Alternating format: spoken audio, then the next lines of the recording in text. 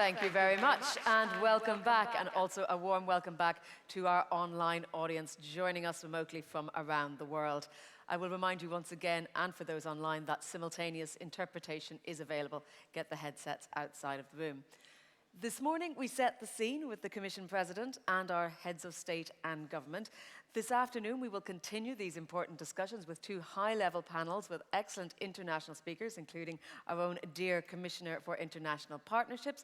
But now, to open this afternoon's proceedings, please join me in welcoming to the stage the High Representative for Foreign Affairs and Security Policy, European Commission Vice President Kaja Kallas.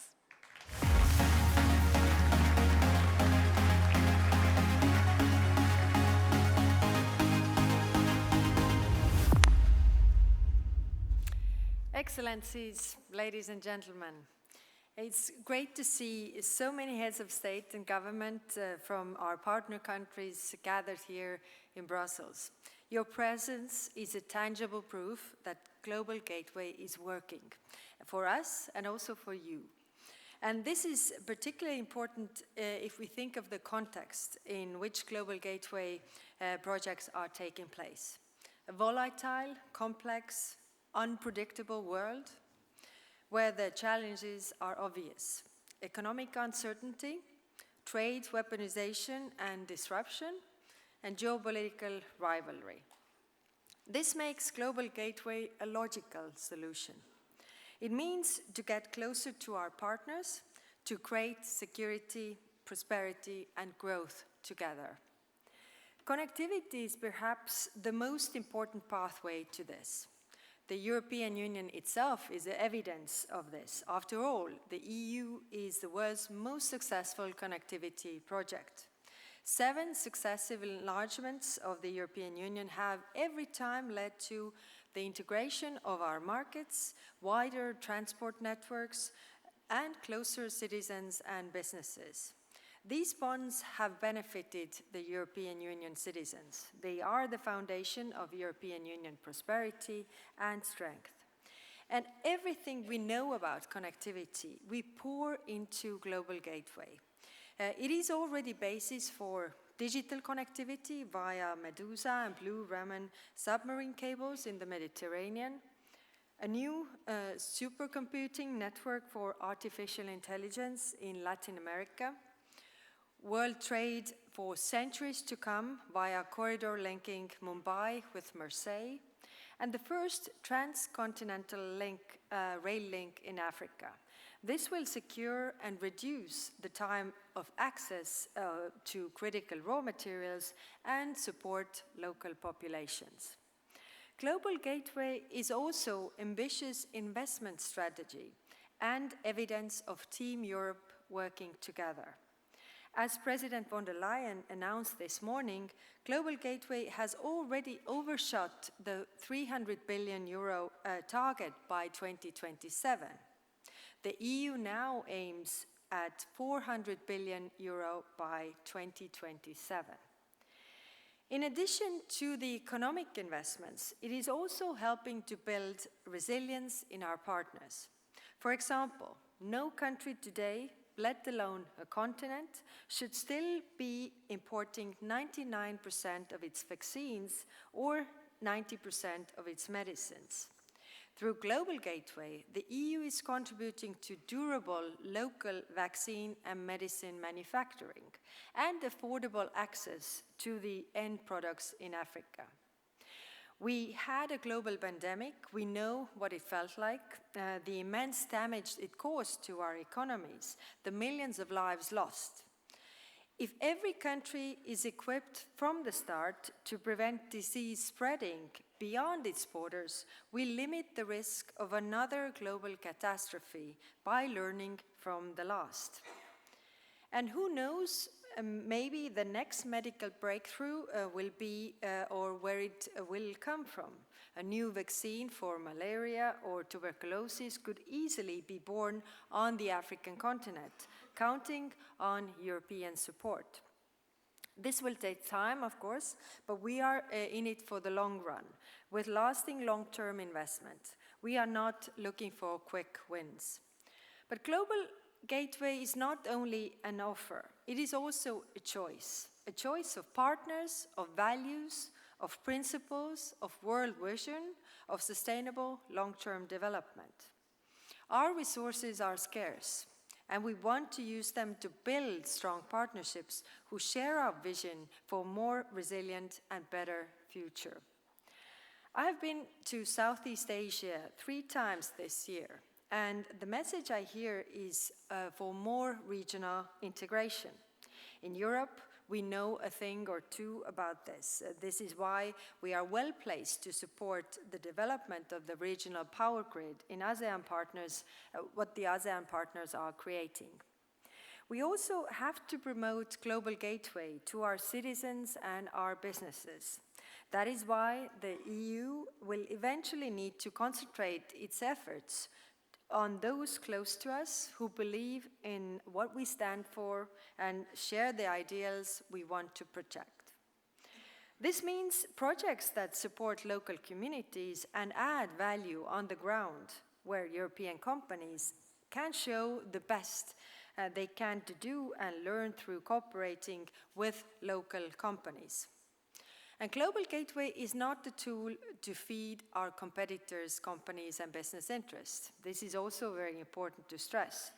It is a business and investment offer to our partners where our interests have to match. Global Gateway projects should create and sustain open transport corridors and supply chains, develop shock-resistant markets, give us all energy security and access to the critical raw materials, support conflict prevention, while improving global mobility via transport and communication infrastructure.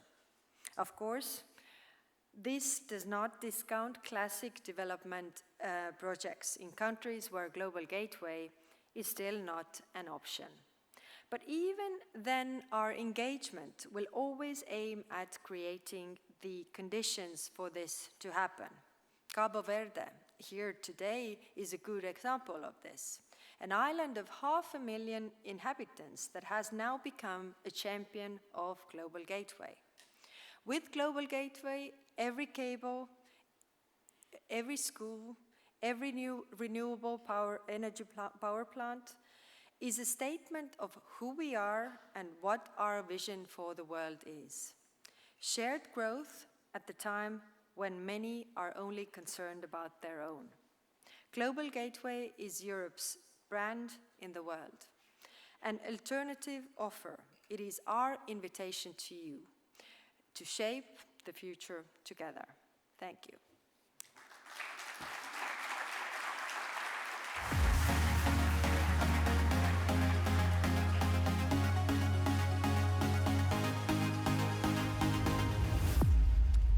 Thank you very much for the inspiring words to set the tone for our discussions this afternoon.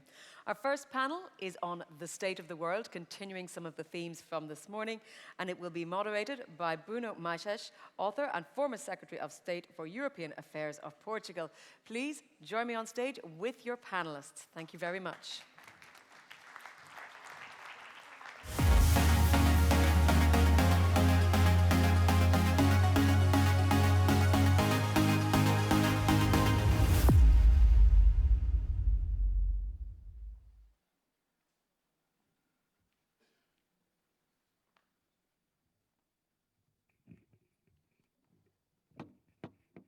Well, good afternoon, everyone. It's a pleasure to see a full room. We're going to have a splendid panel with the whole globe very well represented and many important topics to discuss. We want to discuss the current state of the global economic order and how different countries and different regions are dealing with the growing challenges. I should start by saying that even though here in Brussels, it's very easy to talk about the old economic order as being better than what is coming, this age of disruption, as the High Representative said, economic disruption, trade, weaponization, perhaps a new world economic order. In other parts of the world, I notice in my travels, that association is not as clear. For many people, what existed was not that good, was not that fair, didn't give that many opportunities to the whole to the whole world to work and to prosper, and perhaps our outcome will be better. So on that, there may perhaps be a disagreement between people that work here in Brussels and people that live and work elsewhere. I think there's agreement on one of the main challenges, how to bring the need for self-reliance and for economic sovereignty that I think everyone agrees with, even the European Union in recent years, with the need for partnerships. And the speech by the High Representative was very clear that partnerships continue to be of fundamental importance to the European Union, even as the European Union works towards greater economic sovereignty and self-reliance. I'll start with Commissioner, but let me introduce the rest of the panel.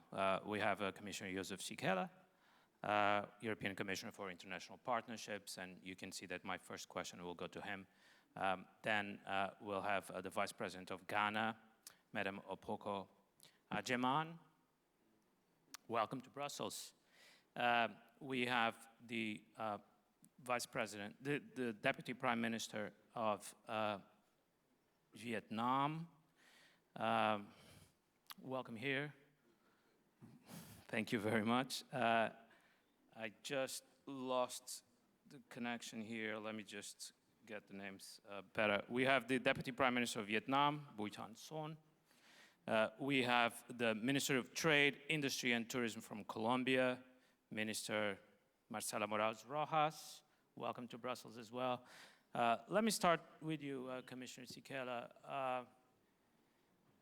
Is the European Union forced to choose between economic autonomy, economic sovereignty, and international partnerships? All this populist angst across Europe that we have to focus on Europe, that Europe has to come first. How does that affect your work when you're trying to build global international partnerships? Well, you use the word forced. I think to adapt, this is something what is very natural in the nature. To adjust, to adapt, to develop is a normal process. And Europe has made two very bitter and expensive experiences. The first was the collapse of the supply chains after the COVID-19 pandemic, and the second was again the fully fledged war on the European continent and the weaponization of the fossil fuels, the dependency on the Russian fossil fuels. And I remember Davos, the summer Davos, the exceptional Davos in, I think, June 22, in summer because of COVID. And I got a question that if the nearshoring and all the supply chains are gone, what should come to replace it? Should come to replace the traditional world order and the trade order? And in that time I said, it will be a friendshoring. Instead of nearshoring, friendshoring. More business with your friends, with your partners, with trusted and reliable partners. Not knowing that less than, or in 2 years, I will be empowered by President von der Leyen to implement this idea in the new investment strategy of European Union, to create new partnership of equals, to create projects to a mutual benefit. Because I was too long in business, 30 years, to believe that the zero-sum games work. Usually, when you have a deal, project, partnership, where only one party is getting an advantage and the second one or the others are disadvantaged, it is disappearing, dying very fast. So I believe that basically the relationship or the partnership or business can be created only based on the mutual benefit. And to believe that the future of Europe will be shaped only in Europe is a huge naivety. We see the demography, we see Africa growing in population, a very powerful, very young continent with a lot of ambitions and energy. But if we do not turn these ambitions in opportunities, if we do not create the jobs, if we basically simply accept that only less than 2% of industrial output is basically created in this rich continent, then we will face problems which will touch the European security and European resilience. So maybe we are moving in this direction not only by design, but partially by default. But, and I was carefully listening to the heads of the states today, politicians, economists, former economists and politicians, and despite the fact that some of them are speaking different languages, all of them were speaking the same language. More partnership, more mutual benefits, job creation, value adding on the soil of the countries where basically the natural resources are available. And this is basically the way we want to go. And I'm extremely happy to see that we are moving forward, that we walk the talk. And if we will be able a little bit to speed up and to scale up, so I believe that this is the future of the new world order. Thank you. So no Europe first. Not yet, at least. Madam Vice President, how do you see the current global landscape, full of challenges, full of disruption, and the future of the African continent and of your own country, Ghana? We know that during the Cold War, Africa had to deal with the challenge of two battling superpowers that in many cases interrupted or stopped Africa's development in their own competition. Are you worried about a similar scenario? What is your country doing to avoid having its development plans interrupted by this set of global challenges? Thank you very much. And let me greet all my fellow panelists. And I would like to begin by referring to a statement that is very common in many African countries, languages. And it refers to a scene where two elephants fight and the grass suffers. I believe it's not very common. But this scene presupposes that the two elephants will keep fighting and that the grass will keep suffering. It also creates an image of power and powerlessness. But recent shifts are telling us a different story, or at least are proposing that the story could be different. Maybe the grass will not continue to simply lay down for the elephants to fight. Maybe the grass will move itself elsewhere so that the end result will be peace among the three, the two elephants and the grass too. And this is where cooperation comes in, where the respect is important regardless, where interests can be matched, and where benefits can be truly beneficial. So I just want to open by referring to this image. So definitely, if there are shifting powers,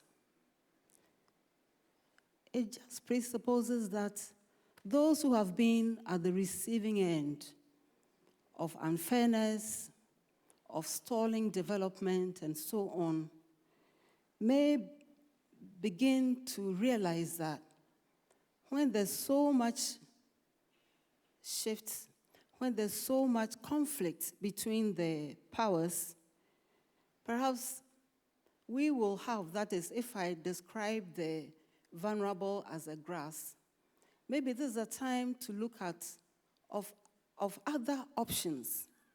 This is a time to create other ways of dealing with the problem. So it calls for a redefinition of the problem and a re-strategizing of options. In other ways, you can look at how you have been developing, in quotes, and how you can develop. Why have you been at the receiving end for so long? And what is it that should change?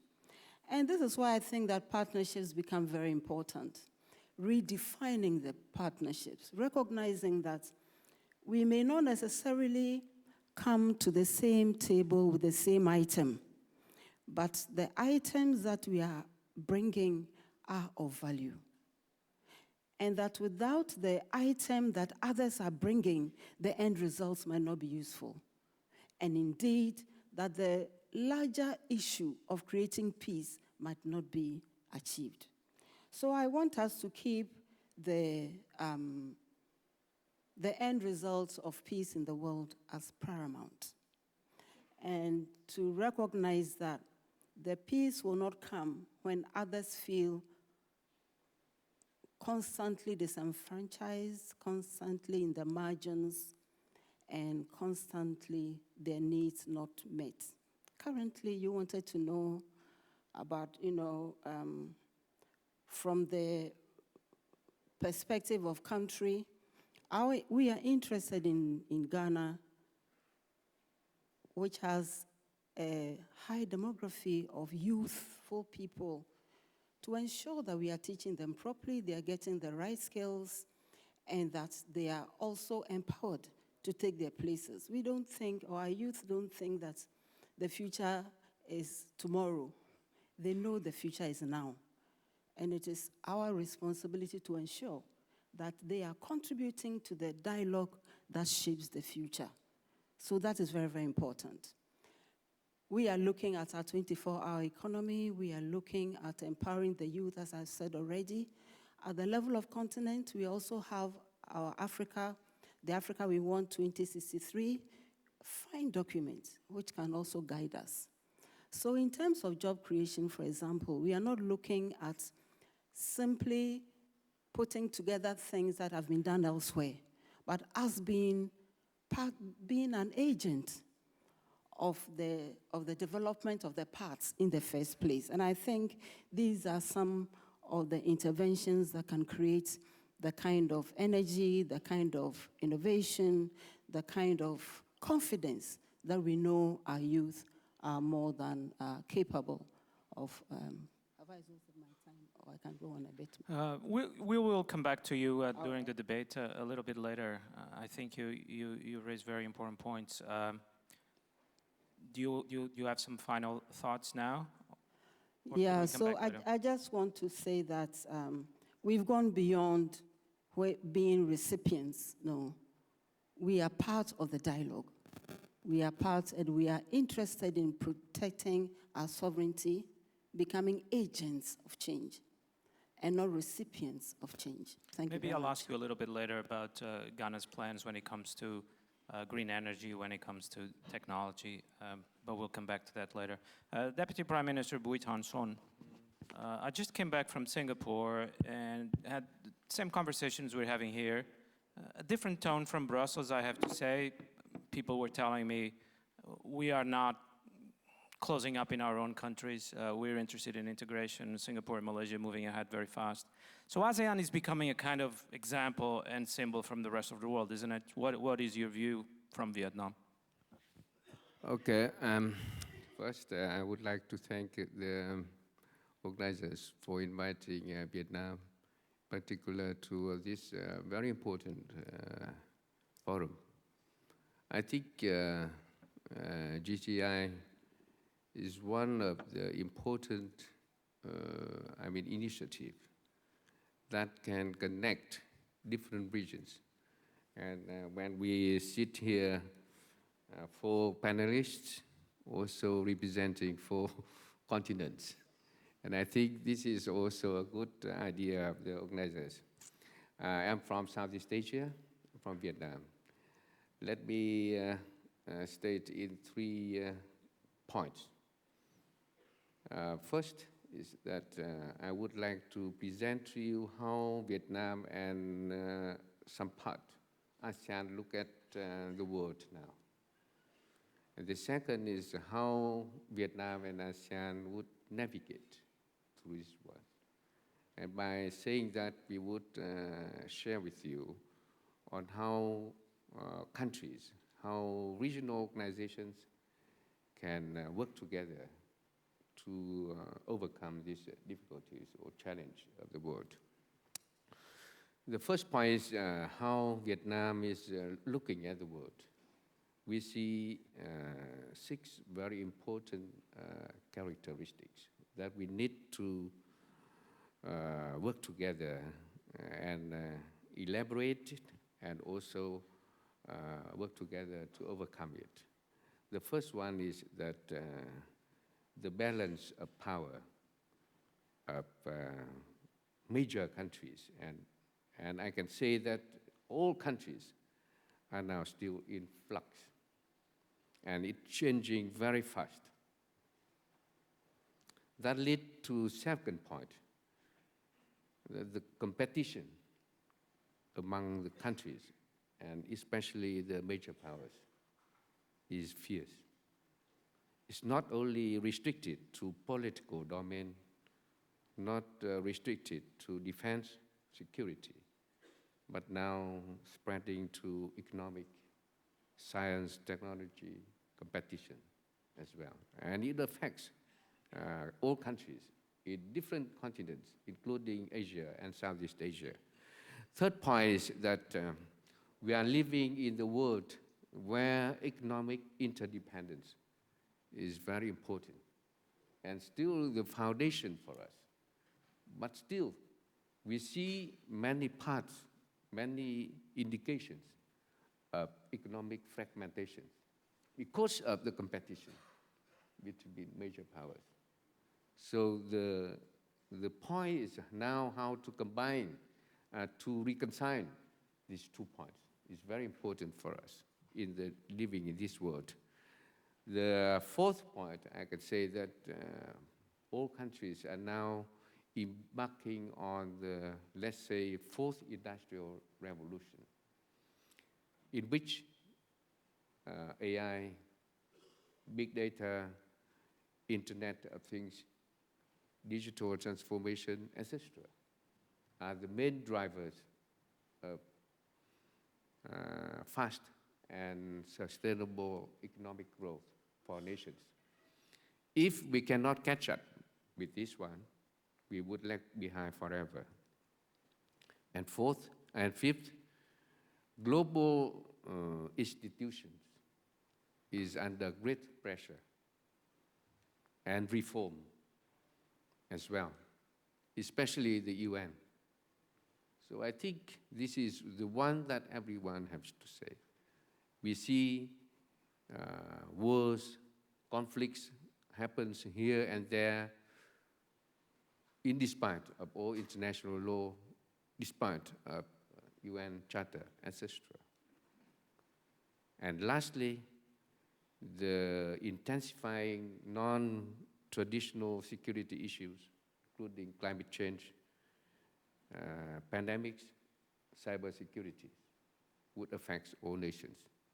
Happily, by the end of this month, Vietnam would organize the opening or ceremony for signing of the UN Convention on Anti-Crime, Cyber Crimes in Hanoi by the end of this month.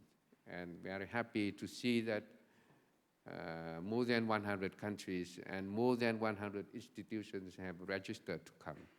This is also to show that international communities are now very, interested in working together to cope with the common issues.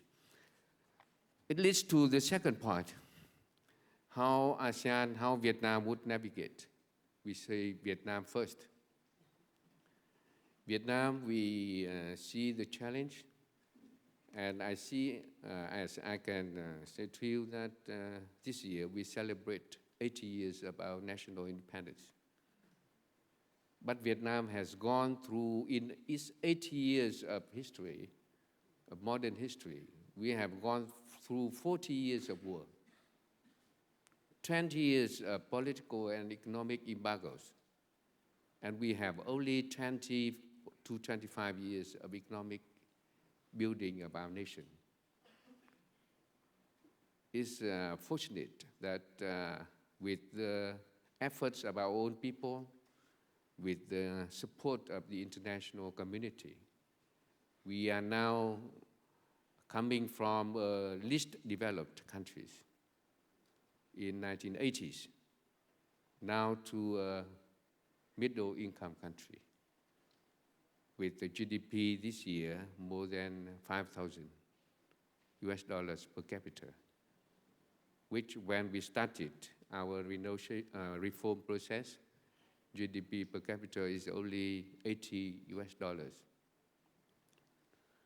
So with that, we have withdrawn the lessons, and we conducted our first consistency would uphold the foreign policy of independence, self-reliance, peace, and cooperation for development. We would be the trusted friends of all nations, be the responsible partner of international community. And also we carry out the policy of diversification and multilateralization of our foreign relations. This is one of the very important principles of our foreign policy that can uphold in the very turbulent world. The second point is that we would be building a network of cooperation, or in other words, is expanding our cooperation with all countries, but with priorities. For now, we have established 38 frameworks of cooperation with countries, including strategic comprehensive partnership, strategic partnerships, and comprehensive partnerships with 38 countries. With the EU, we have many strategic and comprehensive strategic partnership with the EU member states. And with the EU itself, we have now comprehensive partnership. And we are working towards comprehensive strategic partnership. This is also very important for us. Third is that we are trying to build an independent, self-reliant economy, but proactive integration into the international economic system. And the fourth is that uphold the multilateralism and rule-based system to promote our economic cooperation.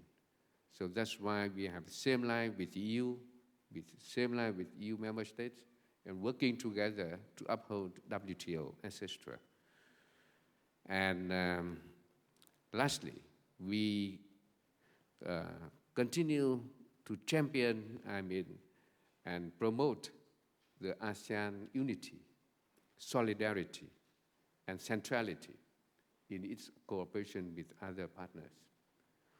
Third point is ASEAN, how ASEAN relate to others, especially with different initiatives of the major powers, including from US, IPS, Japan, China, EU, etc.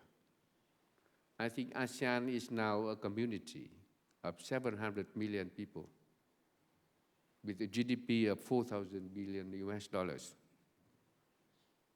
And its, policy, a general policy of ASEAN is to engage constructively all major powers in the region,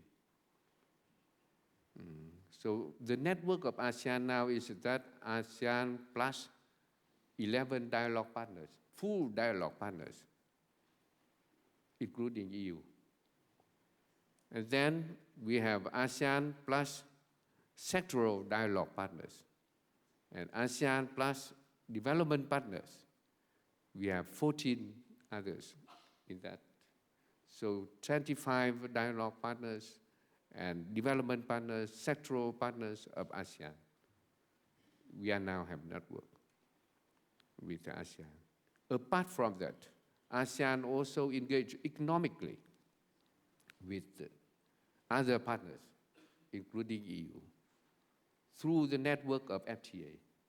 We have ASEAN plus China, ASEAN plus Australia, ASEAN plus Japan, etc. And now we are also setting up the Regional Economic Comprehensive Partnerships, RCEP. This one also create a regional cooperation in that framework. So I think engage in a neutral foreign policy that can engage all major powers in the region and at the same time create a very favorable venues for ASEAN partners to sit together, to talk with each other, and to talk with to solve different issues. That's through the East Asia Summit, which EU also participates in. I think this is also one of the mechanisms that can do it. So that's I share with you. Thank you. Thank you, Mr. the Deputy Prime Minister. We'll return to some of these issues. And finally, Minister Morales Rojas from Colombia, Minister of Trade, Industry and Tourism of Colombia. It's a difficult job right now, isn't it, to defend the trade, economic interests of a medium-sized country in this incredibly disrupted and disruptive international environment. How are you thinking about your job in these conditions? In Spanish. Sí, efectivamente, creo que el nuevo orden o esta nueva configuración. I don't know if anyone could bring the devices, the translation devices for the people on stage. I don't need it, but I think some of our guests may. But maybe you can start, and they will be quick. Okay. Now? So what do you think? Should she start? She'll make some initial comments, and they will arrive on time, hopefully. No?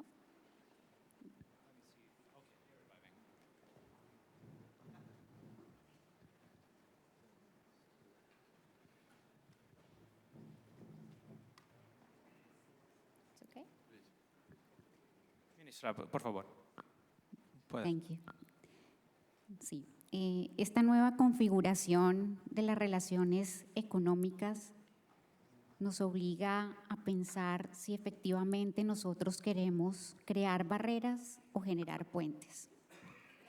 Y efectivamente, en este nuevo orden económico de tantas tensiones y redefiniciones, hay discusiones que tenemos que superar. Las discusiones de norte-sur, de centro-periferia.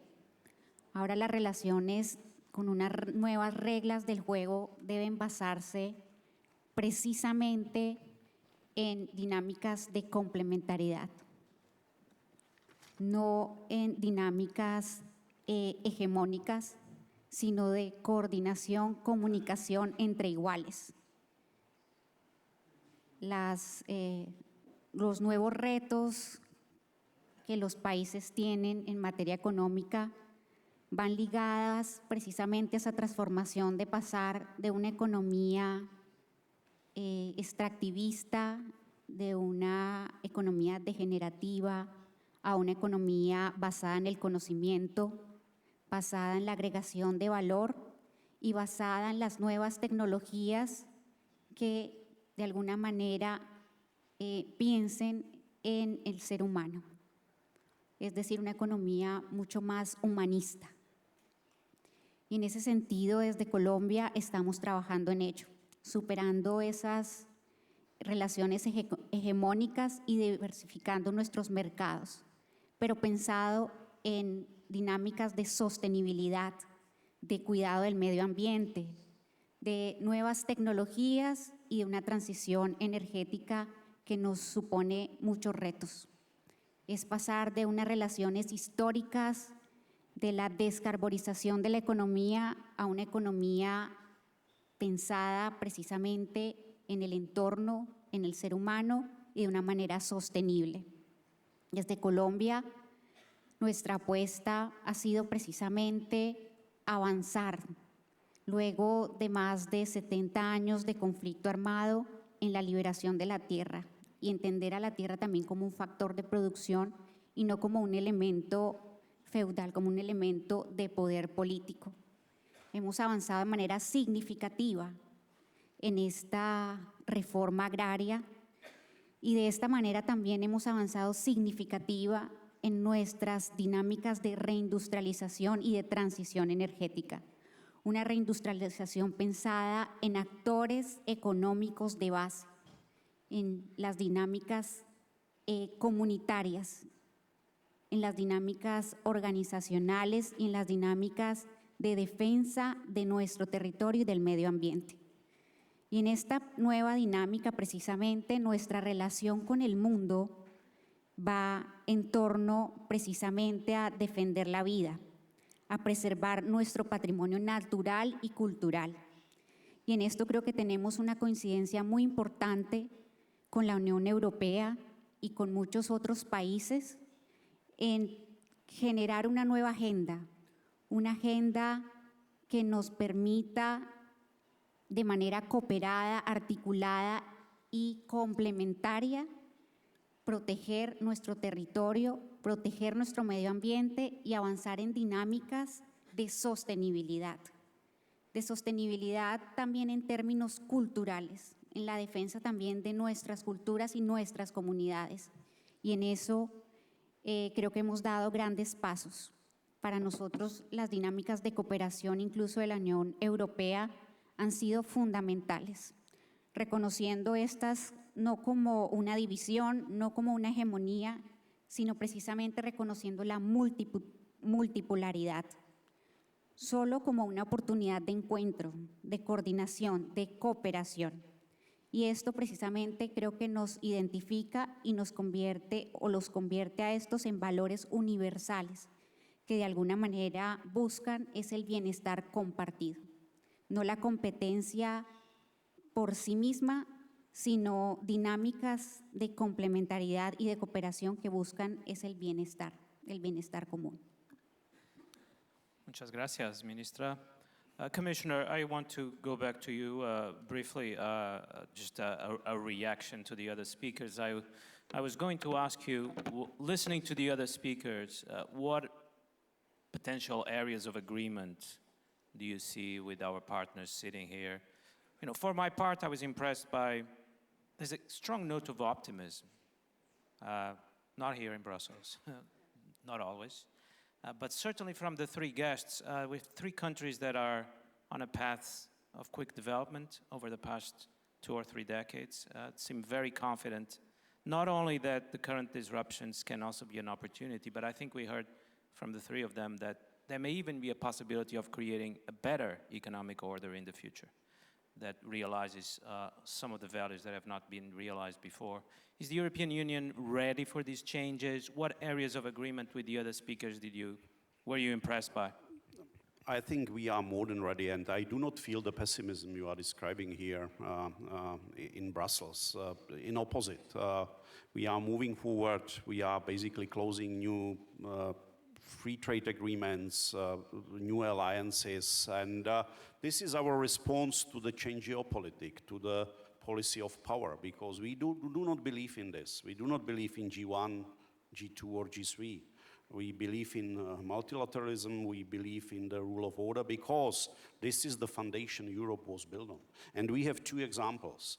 the development of Europe after the Second World War, and the convergence of the former Soviet satellites after the fall of the Iron Curtain, which are catching extremely well up, at least some of them. And we want to replicate this example. And you was asking about the nationalist and about the Europe first.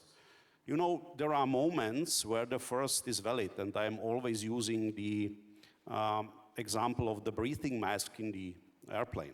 Of course, in the situation that there is an issue, you have to wear the breathing mask as a first in order, and this is important, to be able to help the others, the weaker. So sometimes Europe first, what the populists are trying to promote, should not mean Europe alone.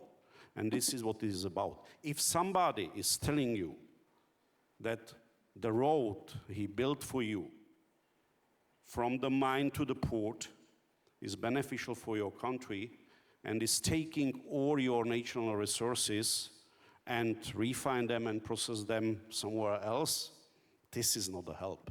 This is a plundering. If somebody is granting you a loan with a wrong grace period, with a high interest rate, with the aim to collect the collateral and to take the port which was promised to you for 99 years in the basically ultimate control, this is something what does not help. But if somebody is helping you with the governance, with helping you to make your country more investment friendly, and helping the private capital to come by de-risking, by blending, and this is the role I see on our side, the role of the policymakers, the role of the Commission, the role of the governments. This is not to replace the private capital. This is to catalyze. And we have positive examples that basically the public money spent can be multiplied up to 20 times. And I think here we see that we have the unity and we have the clarity that this is the way we want to follow, because we have to anticipate. You know, we are responsible to our voters, we are responsible to our households and businesses, but the responsibility means that we also care of the generations to come, and we prevent the risk of the future.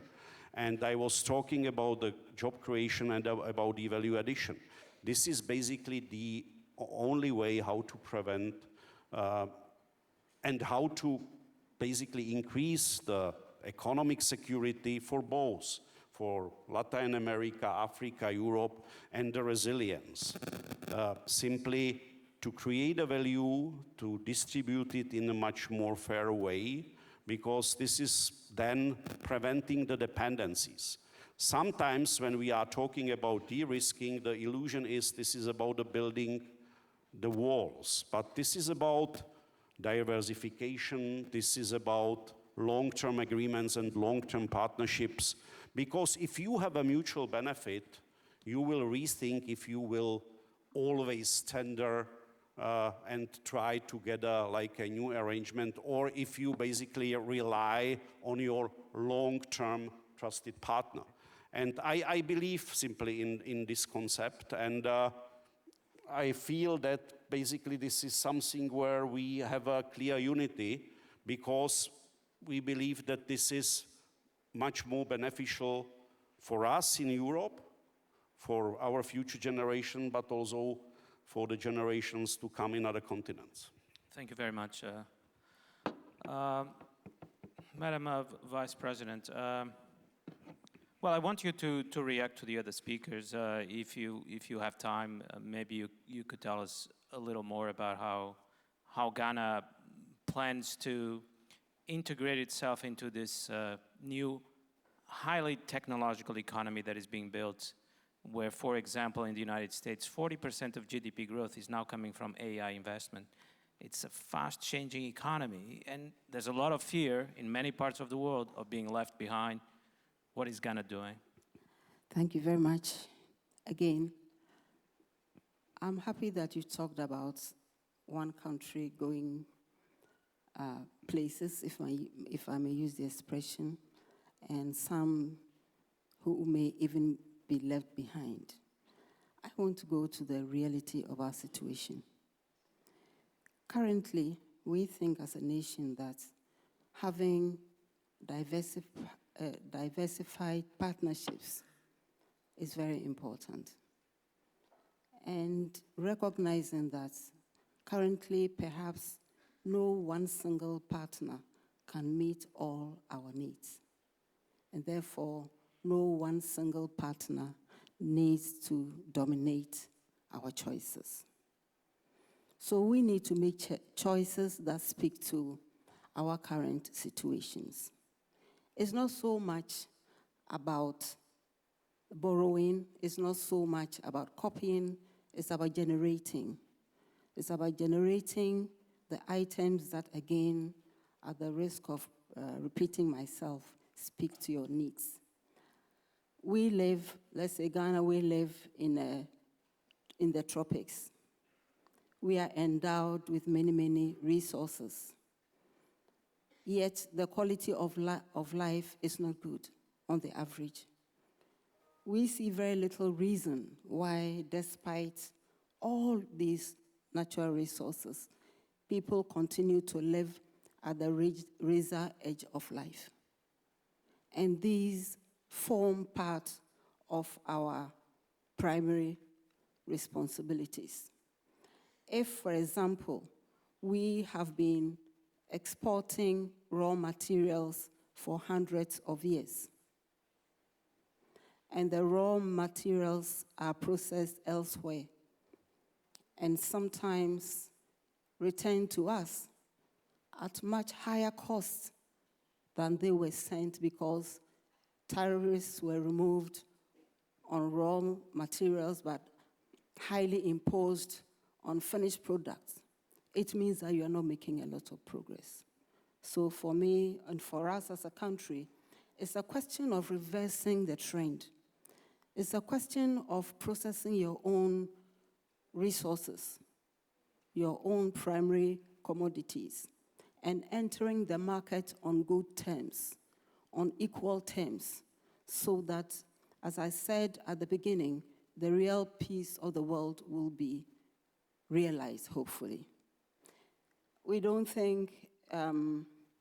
think also that preserving agency, protecting your sovereignty in any partnership is very, very important, because that is where the true definition of partnership may be defined and may reside. So we need to move ourselves from a situation where we have been for too long a battleground for the ambitions of others. And that is why I use the early image of the elephants and the grass.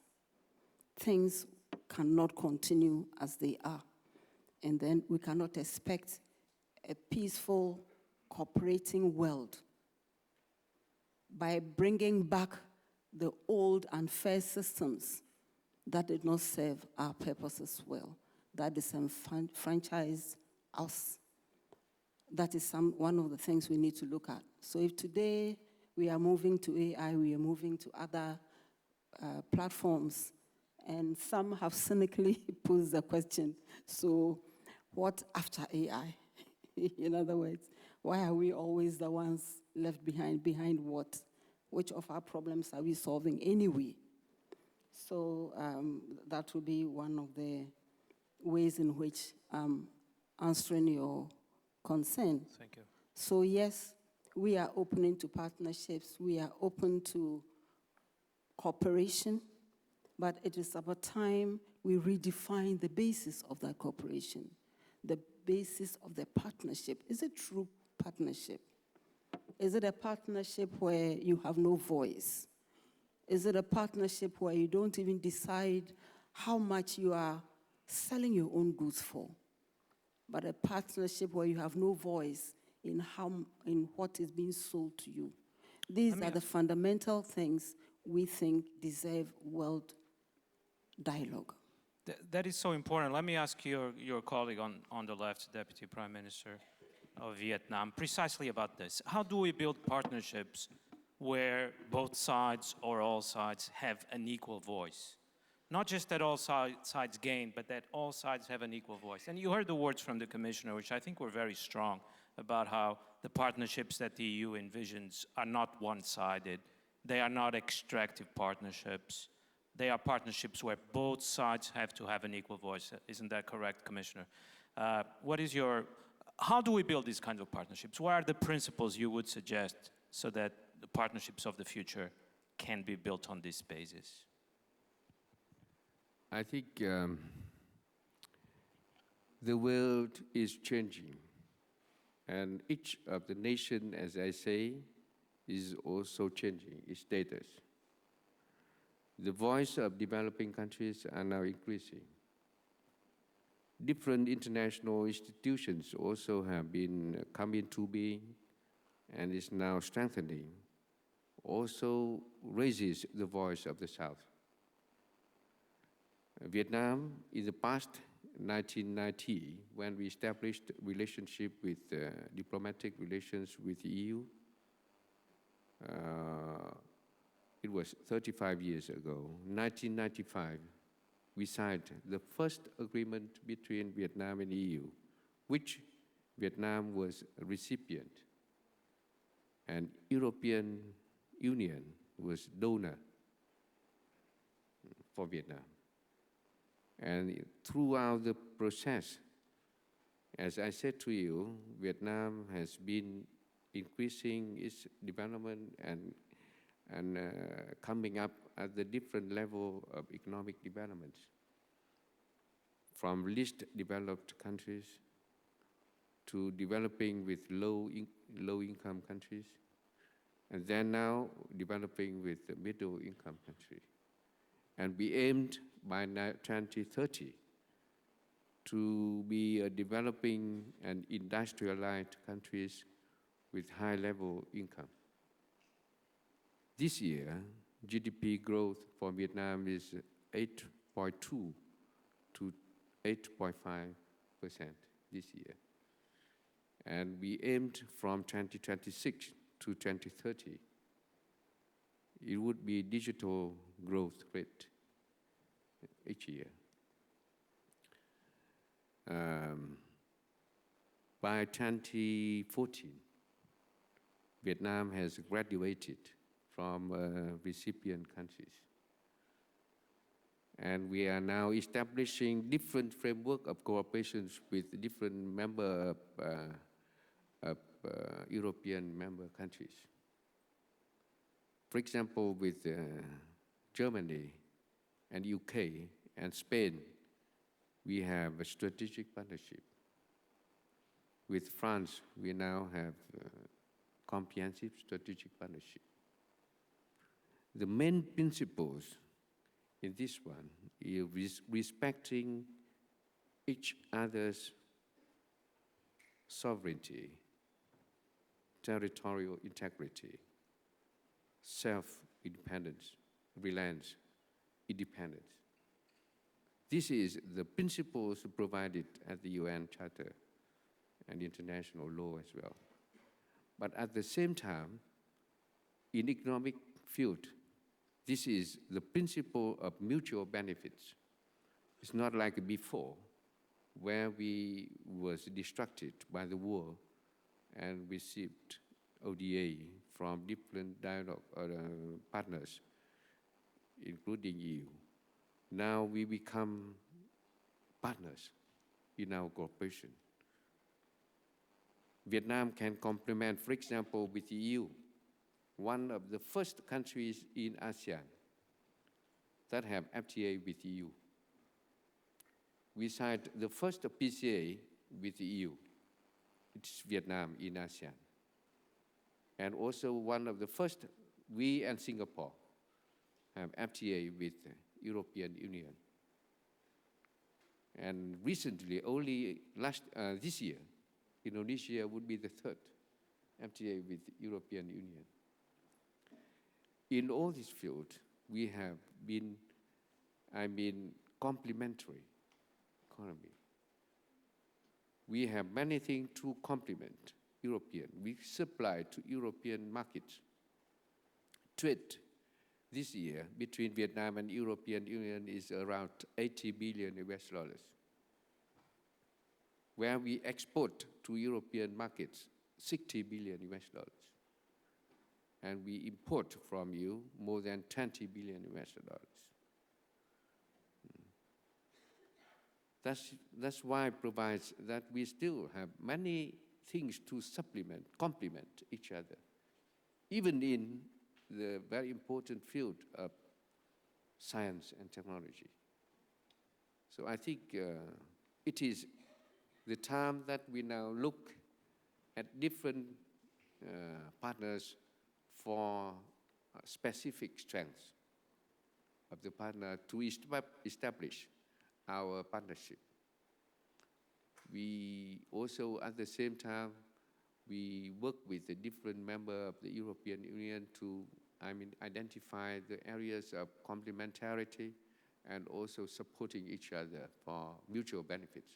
And I think any country can be in an equal footing once we respect each other's sovereignty, territorial integrity, etc. Thank you. Thank you, Mr. Deputy Prime Minister. We have 15 minutes left. I'm going to leave about 10 minutes left for questions. I think we had to finish a little bit earlier. Minister, I think you spoke very eloquently about the need for a new order, new principles of justice and equality at the global level. Do you leave this panel more reassured that this is possible? Do you want to react to some of the comments that other speakers made? And do you maybe have suggestions for the European Union on how to organize this initiative, which, as the Commissioner said, is global, is not European. It's about defending global principles and global prosperity. Do you have any suggestions you want to leave to the audience? A lot of people from Brussels here, as well as international guests. Please, you have maybe 3 or 4 minutes. Repeat that in Spanish? I think in Spanish, yeah. Everyone has the translation now. En español, sí. Oh, do you want me to say in Spanish? Oh, okay. ¿Tienes unas palabras sobre cómo ves el futuro, cómo ves la relación entre Colombia y la Unión Europea? ¿Y crees que la nueva orden mundial de que has hablado, que es posible? ¿Estás más confiante después de oír los otros palestrantes que eso es posible?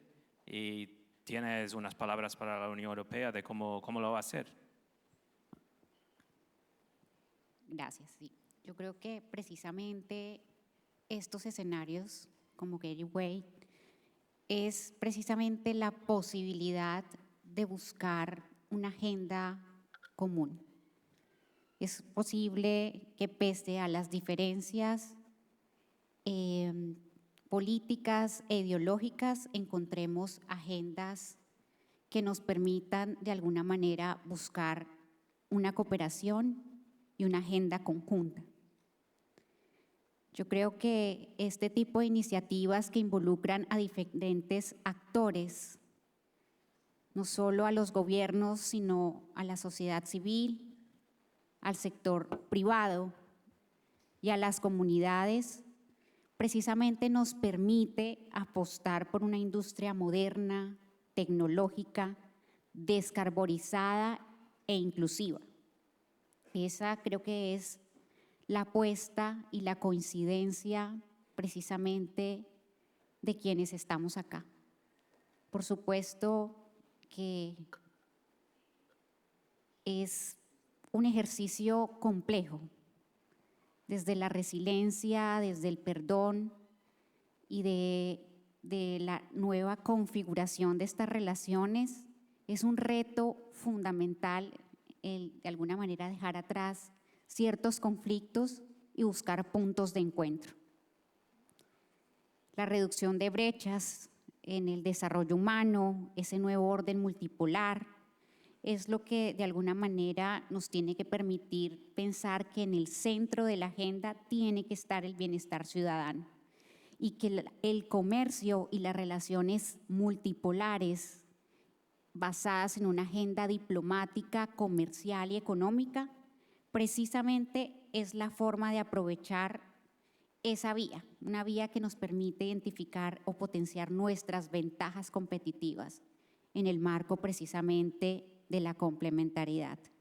Y creo que la Unión Europea y este tipo de espacios precisamente son los escenarios propicios para avanzar en el cierre de brechas y en la descarbonización de la economía basado en estas nuevas tecnologías, basado en el conocimiento y la agregación de valor.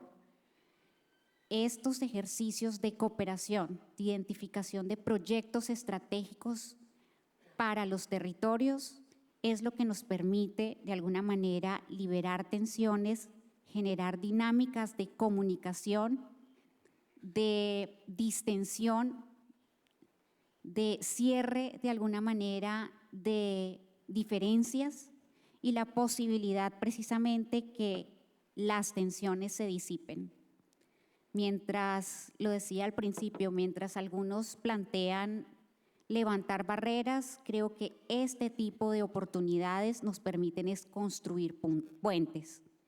Es precisamente el Getaway el que encarna esa apuesta por un mundo desde la diferencia, pero creyendo en el respeto, en la cooperación y en la integración. Gracias, Ministra. Muchas gracias.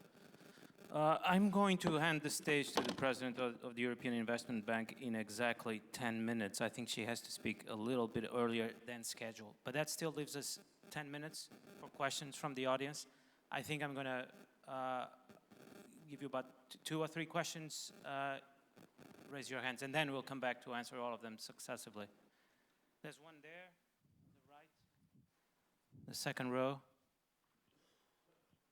But I'll collect 3 questions, okay, if you don't mind, and then I'll come to the stage. That usually works better. Please.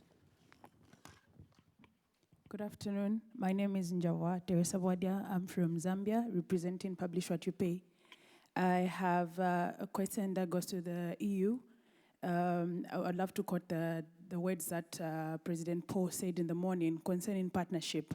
He said partnership shouldn't be about giving instructions or being compliant, but it should be one that ensures that it brings about value and not dependence. What is the Commission really doing to ensure that the partnerships that are being created globally are not one that bring about a dependency, but then of value? And then to the Vice President, my question is, as we're trying to move the grass, how do we do it? What are the strategies that can be put in place to ensure that as the elephants are fighting, we still remain safe as the grass? Thank you. Let me get another question before we come. There's over there, the last row here. It's a gentleman.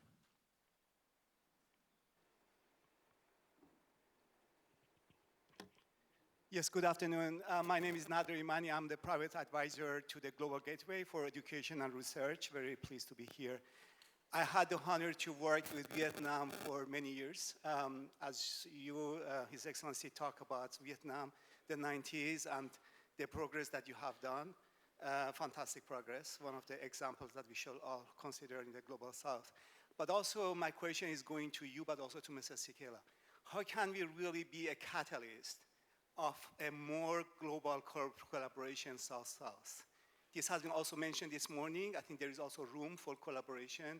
And I do believe that maybe the Global North could be also here a good mediator in replicating the success stories from one part to the other part of the planet. Thank you. Third and last question. Over here on the right. I'm sorry, I wish we had a little more time. If there's time on the left, I'll come back to the audience, but I don't think it will be. Please. Thank you. My name is Jan Pamowski. I represent the Guild of European Research Intensive Universities, and we work closely with African universities as well. And the Vice President of Ghana raised this question, what comes after AI? So how can we, and I interpret this as, how can we work together on tomorrow's, on the things that really make tomorrow? And luckily, in a sense, the global Global Euro program envisages very close collaboration also in education and research, and the importance of skills has really been mentioned and highlighted this morning. So I was just wondering, Commissioner Sikila, if you could articulate also your vision about how research and education can be part of your vision of the global gateway. Thank you. Commissioner, you had one question here?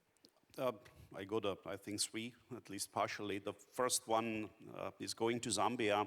The answer, well, in everything what we are doing, we have our core values. The fight against the poverty is basically one of the founding principles of the EU. We are sticking to our decarbonization targets. We are not questioning because we understand that if we do not talk about the problem, this is like a disease. It will not disappear. It will become worse. And so we want to empower sustainable development, electrification, sustainable food production, transport corridors and ports, which will allow more access to the global trade, new jobs, supply chains. But we do not invest only in hard assets, but education, science and research, and know-how transfer. The needed learning curve is basically an important part of all the things we are doing. And we are calling it 360-degree approach, because we do not want to impose. This is a process of co-creation. This is a process of the discussion with the governments in the partner states, with the businesses. What do you need? What will be your role in the project? How we can create more jobs? How we can involve your SMEs to the things we are doing? And so I hope that I covered both questions. Yesterday we had an advisory board with the businesses, and the message from the businesses was, please involve us in the discussions much earlier, in the initial phase. Because if we are involved from the very beginning, when the idea was born, then we can maybe advise you to do things better. Because I'm always saying this is not enough to do good things, as it is not enough to do things right. So we have to do right things in a right way. And the businesses can help us, because if we involve them in the initial discussions, what is the plan of the country? What is the plan of the Commission? What is the plan of the Team National? Then we can prepare the value proposition in a much better way. And therefore we introduce the Global Gateway Investment Hub, simply to have both ways approach, to have businesses applying for the new projects, and to have also basically call for proposals when we have alignment with our partner states, when we want to invent or develop something. Madam Vice President, you had 2 or 3 questions. People liked your metaphor a lot. Yes, thank you very much to the young lady who posed a question about what we could do. You see, currently, this is a moment in history. We already have powers shifting. Things are changing. What's important is what we do with it. We can also look at our own history. Even as a continent, we've also gone through many things. I'll just leave you and I with a couple of questions. What have we learned? What has changed? What should change? And what should you and I do? One of the things we need to recognize is that you cannot be at the mercy of others and expect that you will survive. You have to be willing to stand on your own feet, make the sacrifices, try to understand where you are, and become an agent of change. Yes, it's easier said than done, but it can be done. So I want you to live with the confidence that yes, you may be having challenges now, but the challenges themselves can be turned into opportunities. And I think the theme for this meeting gives us one more opportunity. So let's make very good use of it. I'm not sure if I've answered your question fully, but that's what I have for now. My colleague who asked about research and education, definitely. We do research in order to look at what is there closely and propose what can be there. Why are we doing the research? Why are we looking closely? Because we think that things can be amended. So then we bring new visions, new perspectives. And these are done to solve problems that we can identify. It is the research that is done to create problems that don't necessarily exist or are not real for everyone that creates more problems than solutions.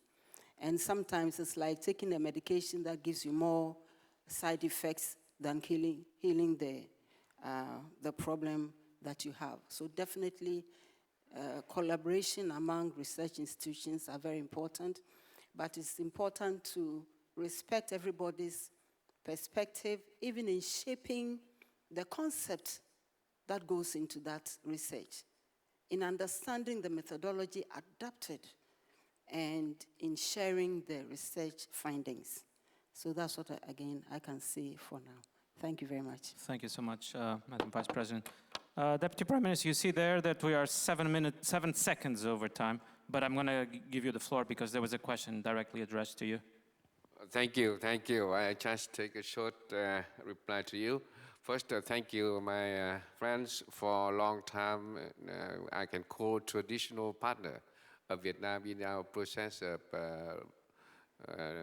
reconstruction and also development of the country. Thank you for your participation. In the past, we have a lot of opportunities for cooperation. New era, Vietnam is entering a new era of development. We call our second phase of reform. There would be more opportunities for you. We are now doing several steps to prepare for that. First, we restructure, reform our organizational systems, streamline the ministries from 18 to 14 ministries, from 64 provinces to 34 provinces now. Streamline all administrative process, bureaucrats. So second step is that to reform the legal system, creating more opportunities for business, more favorable conditions for our businesses to operate, including FDI. Third is that we invest a lot in science, technology, and also in digital transformation and innovation. And fourth, continue our open foreign policy. Would like to welcome all our trusted and reliable friend partners to come to Vietnam to do businesses. With that, we focus on 3 breakthroughs. One is on institutional reform. Second is on human resource development. And third is on infrastructure development. Last year alone, in the last 5 years alone, we invest heavily in infrastructure development to build up 3,000 kilometers of express. And from now until 2030, we would invest to build around 5,000 kilometers of express highway. So open up a lot of opportunities for you, including in energy sector, and welcome you to take these opportunities and working together with Vietnam for mutual benefits and development. Thank you. Thank you very much. I think maybe the president of the European Investment Bank will be interested in this open invitation to go to Vietnam. And with that, please, floor is yours. Nadia Calviño, president of the European Investment Bank.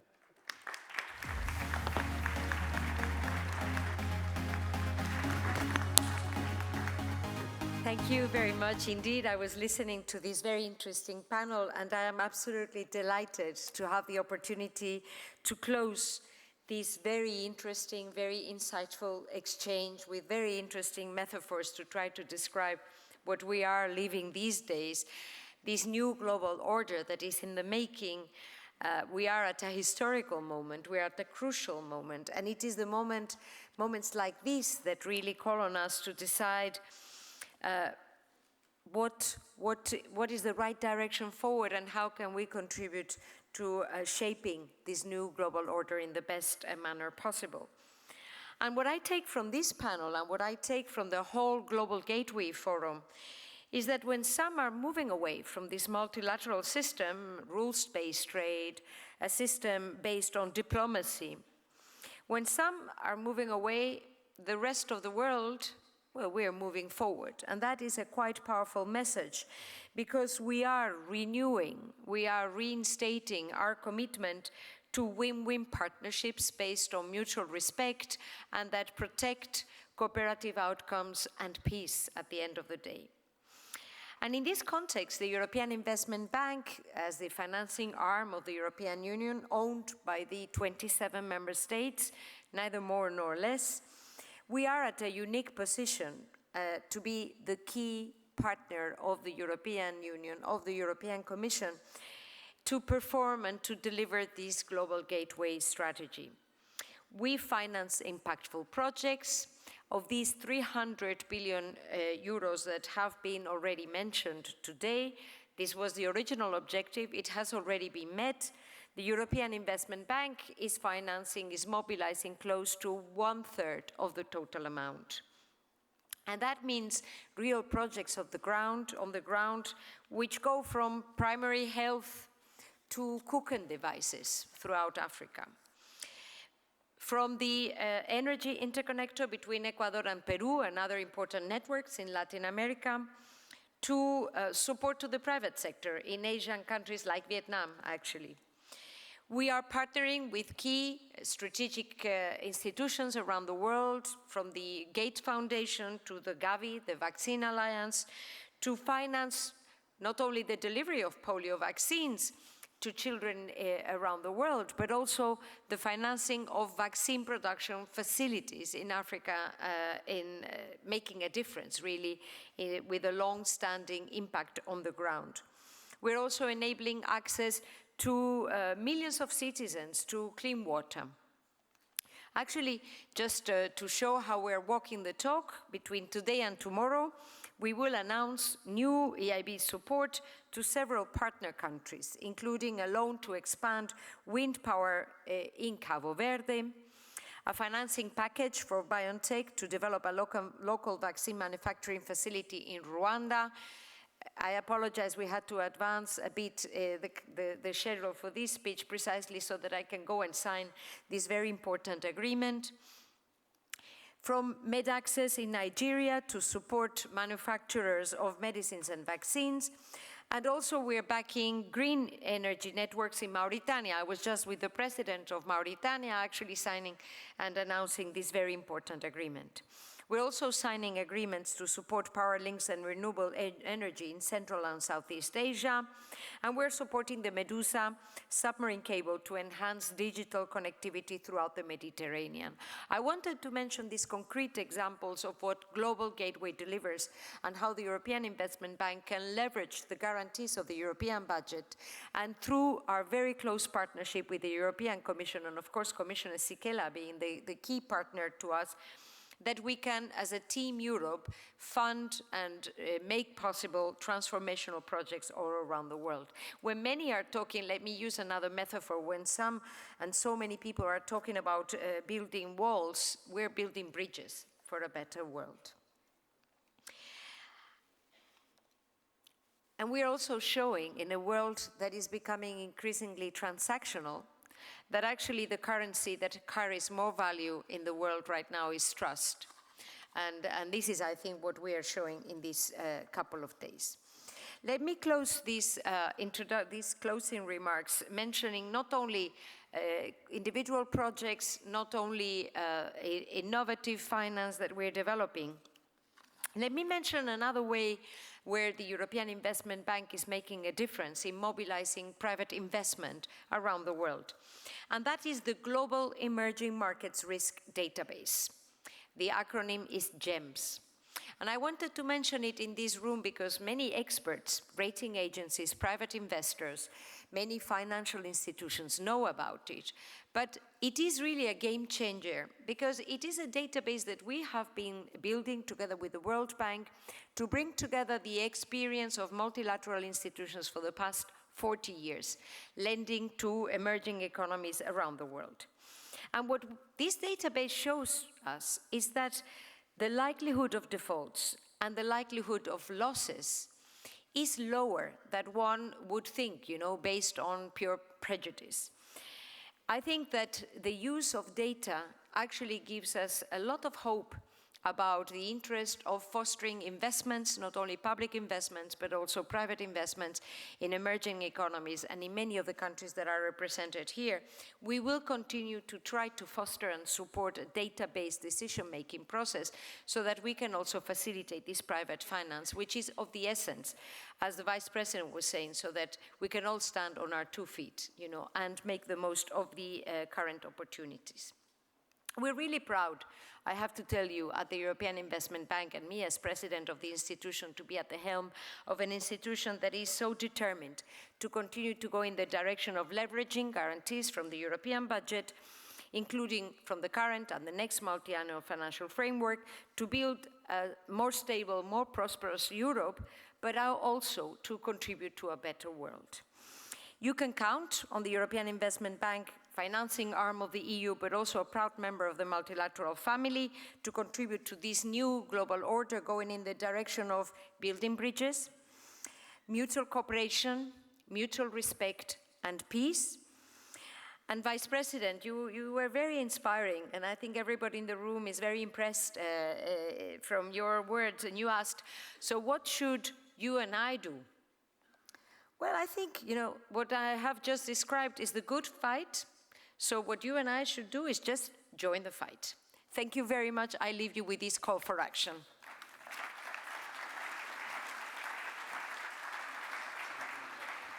Thank you, President Calvino. There's a coffee break now. I wish I could tell you where it is, but I don't know. Just follow the crowd. And then a panel that I highly recommend to you with some friends of mine, full of ideas, full of thoughts on connectivity and geostrategy. See you back here in half an hour.